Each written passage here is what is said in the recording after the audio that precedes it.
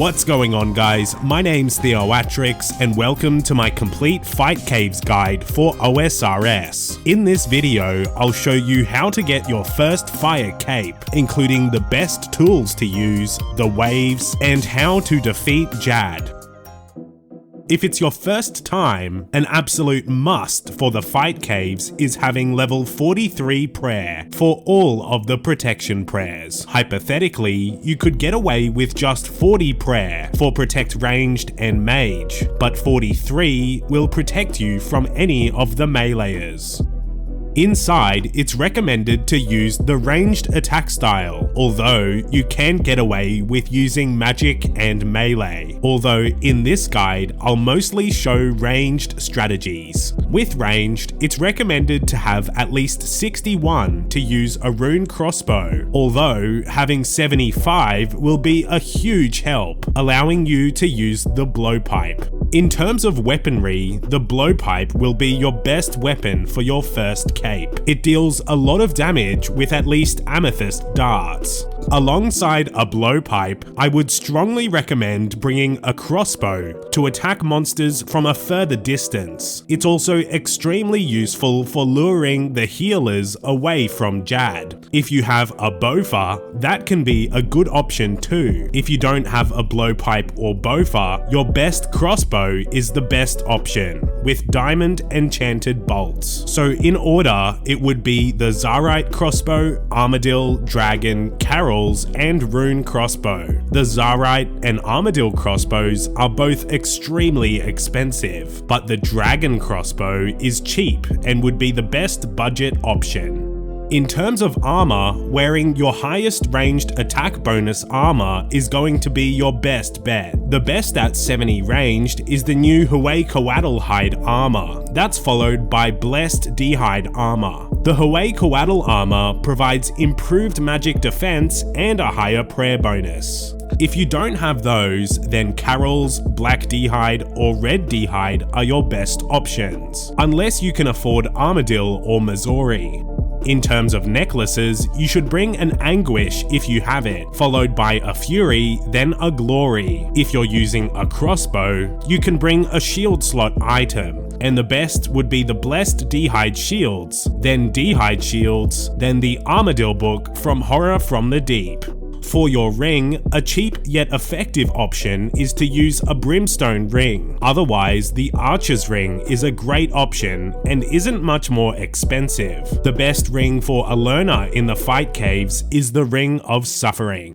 In your inventory, you want to bring at least 10 brews and 12 restores. You should also bring 2 Bastion potions for the range boost, and bringing something to restore your run energy can help with luring monsters into safe spots. So you could bring a full stamina potion or 50 purple sweets. If you have 75 attack, you can bring a Saradomin Godsword to heal off the special attack.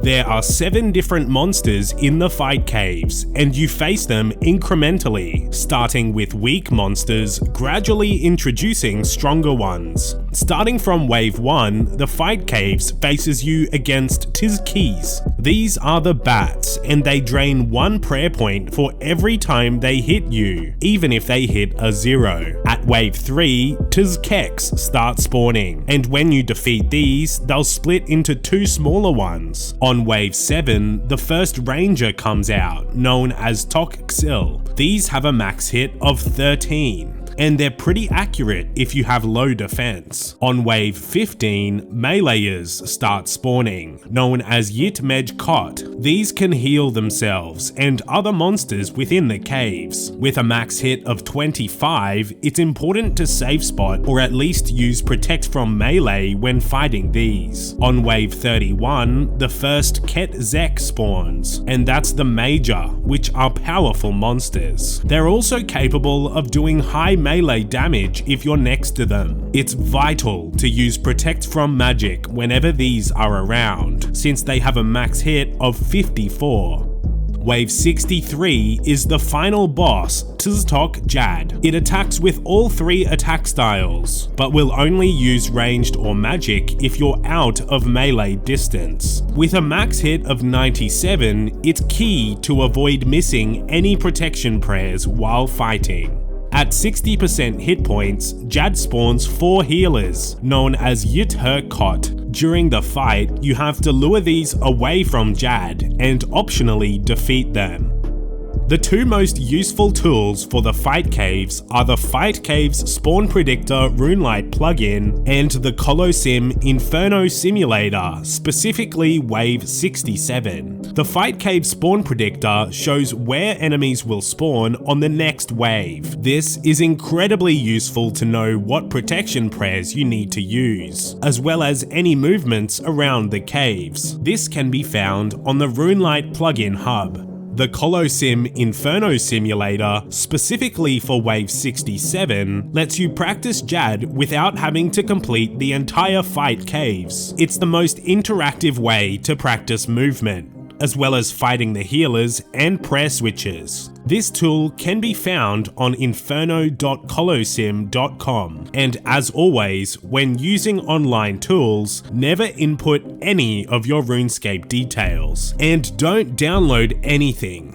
There's a range of other useful tools that might help as well. The Down the Crop Jad Simulator is useful for practicing the prayers for the Jad fight, and the NPC Indicators Runelight plugin with True Tile Marker active lets you more easily visualize safe spots and pathing.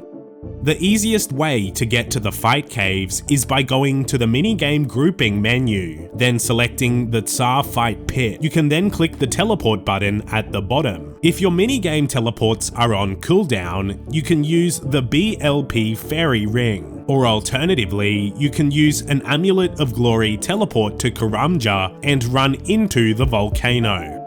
Within the caves, there are 3 main areas where you can safe spot some of the monsters. The most common one is Italy Rock, which is shaped like Italy the country, although the other protrusions around the arena can also be used as safe spots.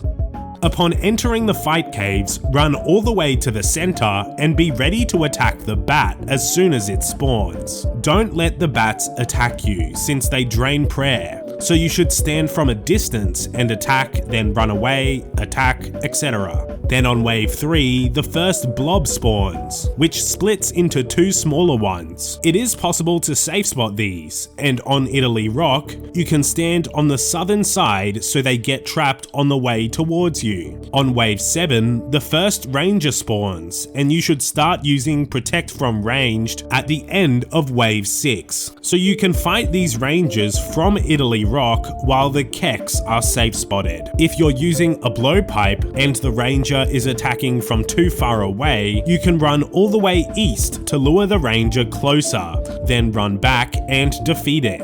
Alternatively, this is one instance where the crossbow might come in handy. At wave 15, the first meleeer spawns, and these can also be safe spotted on Italy Rock. You should aim to kill the ranger first with Protect Ranged active, while safe spotting the meleeer. Or you can kill it first if killing the ranger first is not possible. If the meleeer spawns on your side of Italy Rock, then run around the rock to lure it into the safe spot. The Fight Caves Spawn Predictor Runelight plugin is perfect for situations like this. It'll show you when a meleeer is going to spawn on your side. It's important to always prioritize defeating the monsters that are attacking you which you aren't using protection prayers for, and you prioritize the ones that do the highest damage first. You should still be prioritizing defeating the bats to avoid losing prayer points, and in most cases you can leave the tzkeks to last. At wave 31, the fight caves faces you against the mages. These are very powerful and can damage you a lot without Protect from Magic. Always start these waves with Protect from Magic, unless you're certain that it's safe spotted. Also, never run close to the mages, since their melee attacks can hit very high. In the scenarios where the major is out of reach of your blowpipe, using your crossbow can come in handy. although you can also run all the way east to lure them over. On wave 52, the first ranger will spawn with a major at the same time. If there's a ranger attacking you as well, keep protect from magic on and kill the ranger as fast as possible. You should also kill the bats ASAP if they're attacking you, then prioritize the hardest hitting NPCs that you're not preying against. If you have a high defense level, don't be afraid to run out of the safe spot to kill the ranger as fast as possible, but do always check the fight cave spawn predictor to see if the ranger is going to be safe spotted.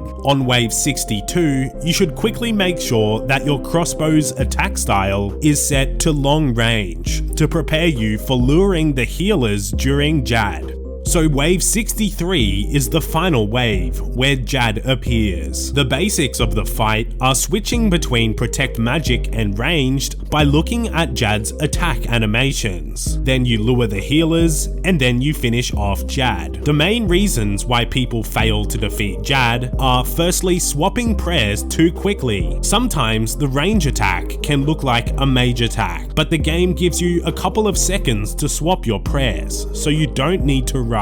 Another main reason why people don't defeat Jad is the healers. Targeting them while managing your protection prayers can be difficult, so in a moment I'll give a thorough explanation on dealing with the healers. It's important to know where Jad is going to spawn on your Fight Caves run. You can see it on the Fight Caves spawn predictor plugin, or alternatively, wherever the orange major spawns on wave 62 is where Jad will spawn on wave 63. So as wave 62 comes to an end, you should make your way towards Jad's spawn point, but don't stand too close or you will get meleeed. Before starting your grind for the Fire Cape, you should definitely try out some Jad simulators to get a feel of the protection prayers. The Down the Crop OSRS Jad simulator is the best way to practice your prayer switches. It includes the same sounds that Jad uses and features the same animations.